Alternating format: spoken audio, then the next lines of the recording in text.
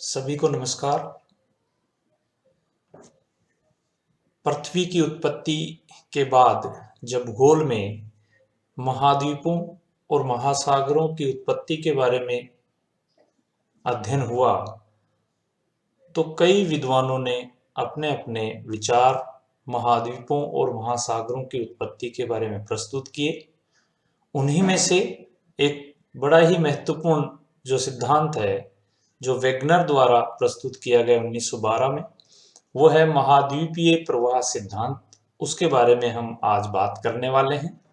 मैं डॉक्टर रविंद्र कुमार, सह आचार्य भूगोल, राजकीय लोहिया महाविद्यालय चूरू।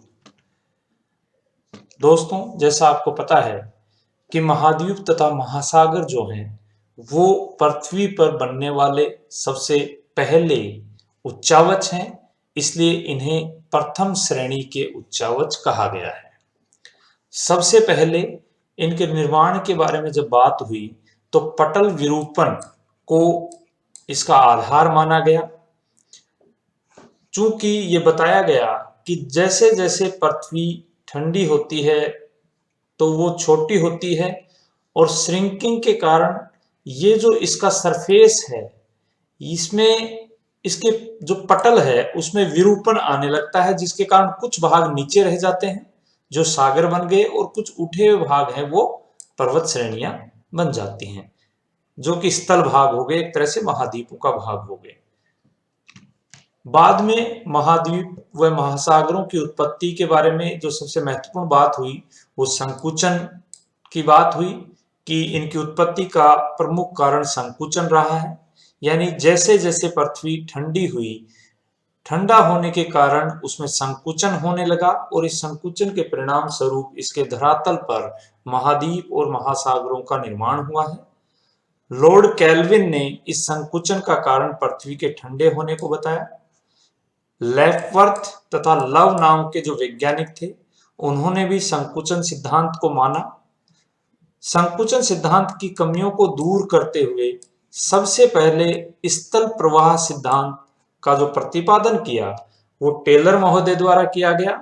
चूंकि उनके सिद्धांत में कुछ कमियां थी, उनको दूर करने का जो कार्य किया वो वेगनर द्वारा किया गया और एल्फ्रेड वेगनर ने 1912 में अपने महाद्वीपीय प्रवाह सिद्धांत का प्रतिपादन किया।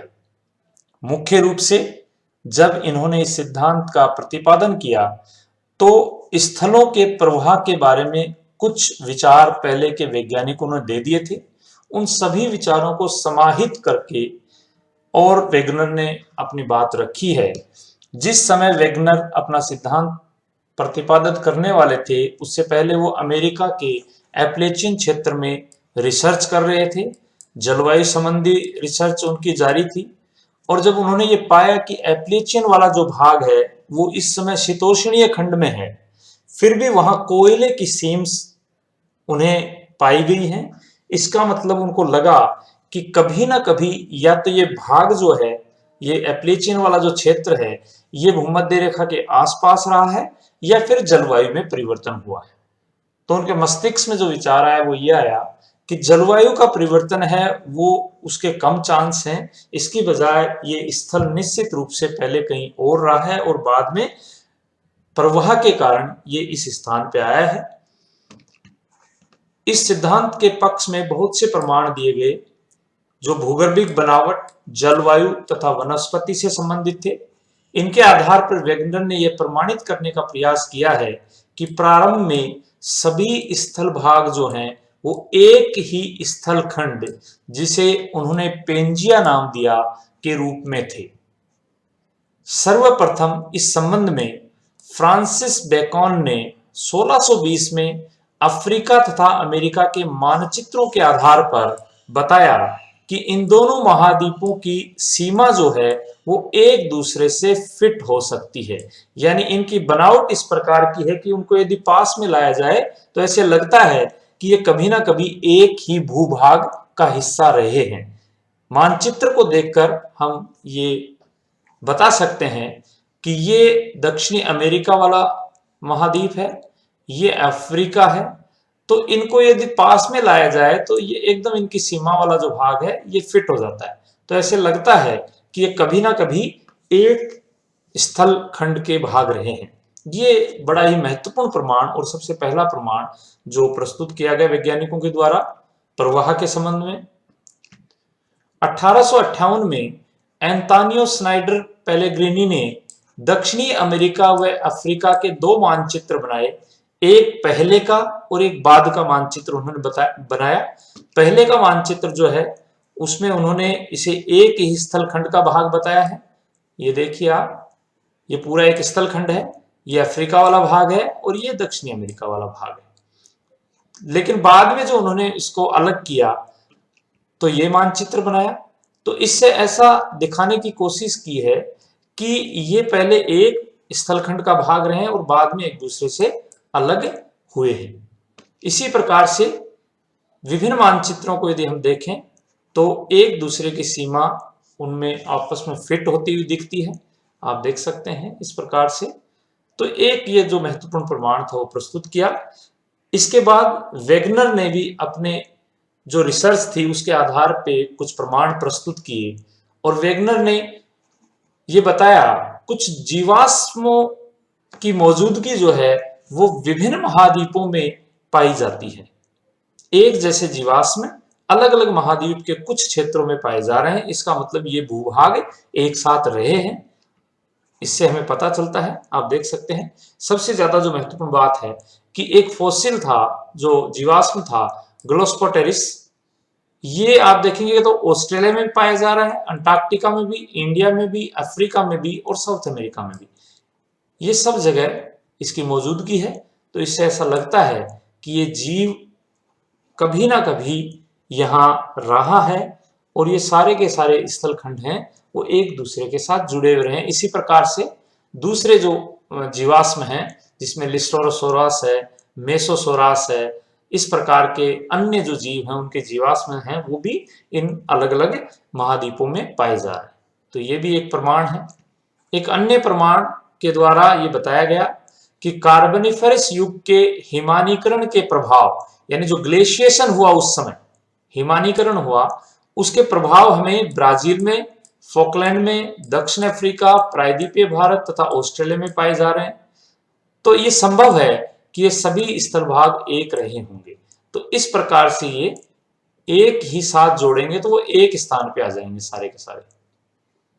इस प्रकार से ये देखिए, ये यदि आपस में जुड़ते हैं तो एक स्थान पे आ गए। इसका मतलब ग्लेशिएशन जो था वो कार्बनिफेरस समय में जब हुआ उसके बाद ये स्थान है एक दूसरे से अलग हो गए। तो ग्लेशिएशन की मौजूदगी भी इस बात को प्रमाणित करती है कि ये सारे के सारे जो महाद्वीप हैं या स्थलखंड हैं ये कभी ना कभी पेंजिया का हिस्सा रहे हैं। इसी प्रकार से महाद्वीपों में जो क्रेटॉन्स आज देखने को मिल रहे हैं उनमें भी समानता पाई जाती है। ये देखिए, ये अलग महाद्वीप में है, ये अलग में, लेकिन ये एक दूसरे से जुड़े हुए हैं। तो इस समानता से भी ऐसा प्रतीत होता है। इसी प्रकार से विभिन्न महाद्वीपों पर मौजूद पर्वत श्रृंखलाएं हैं उनमें भी समानता पाई जाती है। ये इस प्रकार से आप यहाँ देखिए, ये जो एप्लीचियन है ये ब्रिटिश आइल्स में, और ये सेलेडोनियन जो पर्वत श्रृंखला है ये इनकी बनावट एक जैसी है, इनका क्रम एक जैसा है। तो इससे ऐसा प्रतीत होता है कि ये एक साथ जुड़े हुए रहे होंगे कभी ना कभी। ये इनको एक साथ जोड़ने से इस प्रकार से हमारा मानचित्र बनता है। ये कुछ प्रमाण हैं। तो इन सभी प्रमाणों के आधार पर वेगनर इस निष्कर्ष पर निकले कि सभी स्थलखंड कभी एक ही रहे हैं और बाद में एक दूसरे से अलग हुए हैं। और दूसरा उन्होंने ये कहा कि पृथ्वी का जो संकुचन सिद्धांत है वो इन प्रमाणों के आधार पे इनसे मेल नहीं खाता, इसलिए उन्होंने अपना दूसरा जो सिद्धांत है महाद्वीपीय प्रवाह सिद्धांत वो प्रस्तुत किया। वेगनर क्या कहते हैं? वेगनर के अनुसार कार्बनिफेरस जो काल था उसमें समस्त स्थल भाग एक स्थल भाग के रूप में संलग्न थे, जुड़े हुए थे, जिसे उन्होंने नाम दिया पेंजिया। पेंजिया। इस पर छोटे छोटे आंतरिक सागर थे और इसके चारों ओर एक विशाल सागर था जिसका नाम था पैंथालासा। तो जो स्थलखंड था, वृहत स्थलखंड, उसे पेंजिया कहा गया और उसके चारों तरफ जो जलीय भाग था वो बहुत बड़ा था, विशाल था, उसे उन्होंने नाम दिया पेंथालासा। इस प्रकार से पेंजिया हमें दिखता था, ऐसा उन्होंने बताया।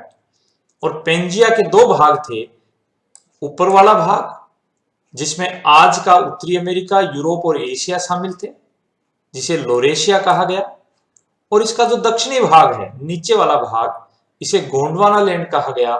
इसमें आज के समय के दक्षिणी अमेरिका, अफ्रीका, मेडागास्कर, प्रायद्वीपीय भारत, ऑस्ट्रेलिया व अंटार्कटिका शामिल थे। वेगनर के अनुसार पेंजिया में 3 परतें थी, सियाल, सीमा और नीफे। सियाल जो ऊपरी भाग है, जिसे महाद्वीपीय भाग भी कहा जाता है, वह बिना किसी रुकावट के सीमा पर तैर रहा था, ऐसा वेगनर ने बताया है। कार्बोनिफेरस युग में दक्षिणी ध्रुव जो है अफ्रीका में वर्तमान डरबन के पास था, ऐसा उन्होंने बताया। वेगनर के अनुसार पेंजिया का जो विभंजन है, पेंजिया जो अलग अलग भागों में टूटता है, वो कार्बोनिफेरस युग में प्रारंभ होता है। उत्तरी भाग लोरेशिया व दक्षिणी भाग गोंडवाना लैंड कहलाया, और जो बीच का भाग था वह टेथीस सागर के रूप में बदल गया। इसी क्रिया को टेथीस का खुलना भी कहा जाता है।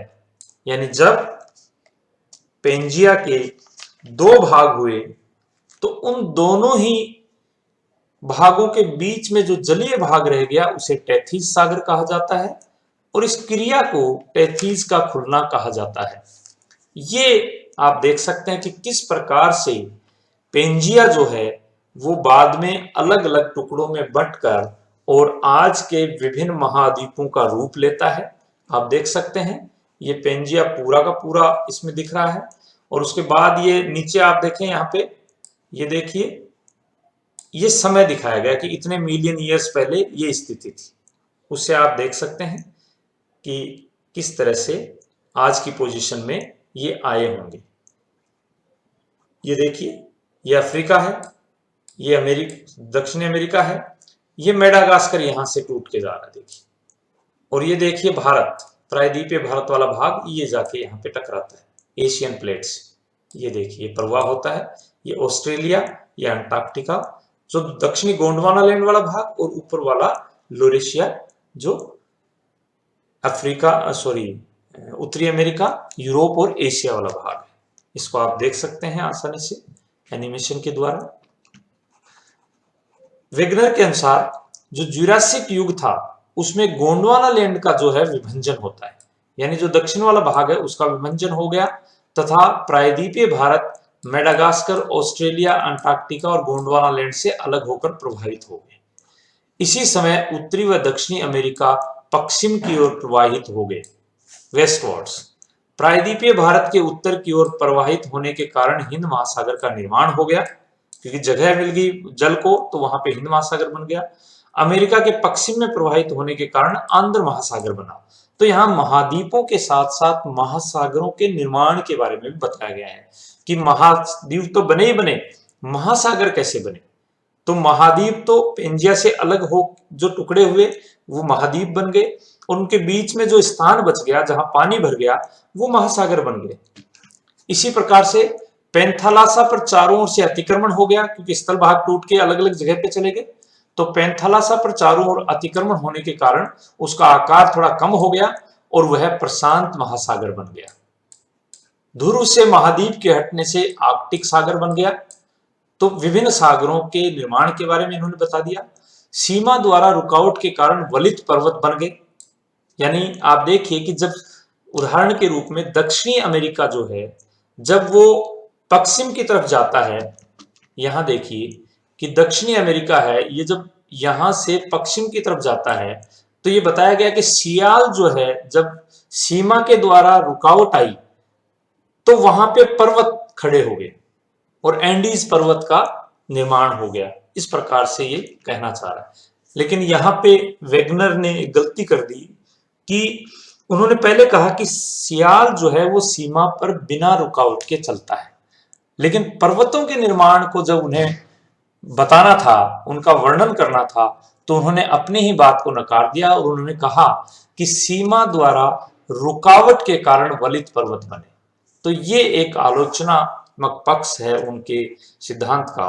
दूसरी तरफ समुद्री द्वीपीय चाप का निर्माण भी वेगनर ने बताया है। उन्होंने बताया कि जो स्थान पीछे छूटते गए वो समुद्रों के अंदर द्वीपीय चाप बन गए, जैसे जापान है या अन्य कोई भी जो द्वीप हैं वो पीछे छूट गए मुख्य स्थल भाग से, तो वो एक तरह के द्वीप बन गए। तो इस बारे में भी उन्होंने पर्वतों के निर्माण की भी बात की है और साथ में द्वीपों के निर्माण की भी इन्होंने बात की है, आइलैंड्स के बारे में भी। फिर उन्होंने बताया कि प्रवाह जो हुआ वो दो दिशाओं में हुआ, एक भूमध्य रेखा की ओर और दूसरा पश्चिम दिशा की ओर। और ये दोनों के दोनों जो प्रवाह हैं उनके ऊपर जो बल काम कर रहे थे वो अलग अलग बल थे। जो भूमध्य रेखा की ओर प्रवाह हुआ उसके ऊपर गुरुत्व बल काम कर रहा था, तो गुरुत्व बल के कारण ये भूमध्य रेखा की ओर मूवमेंट हुआ। और जो पश्चिम की ओर मूवमेंट हुआ वो सूर्य व चंद्रमा के ज्वारीय बल के कारण ऐसा हुआ। तो ये विभिन्न जो प्रवाह संबंधी बल हैं उनके बारे में भी वेगनर ने बताया है। तो वेगनर यहाँ पे कुछ प्रमाणों के आधार पर ये बताने की कोशिश करते हैं कि जो महाद्वीप हैं जो आज की स्थिति में हैं वो पहले कहीं ना कहीं एक स्थलखंड के रूप में थे और बाद में ये आज की स्थिति में आए हैं। और इस पूरे के पूरे सिद्धांत को ही उन्होंने महाद्वीपीय प्रवाह सिद्धांत कहा है, कॉन्टिनेंटल ड्रिफ्ट थ्योरी कहा है। आगे जाकर एक तरह से यही सिद्धांत आधार बनता है पर्वतों और महासागरों के या महाद्वीपों के निर्माण को समझाने के लिए।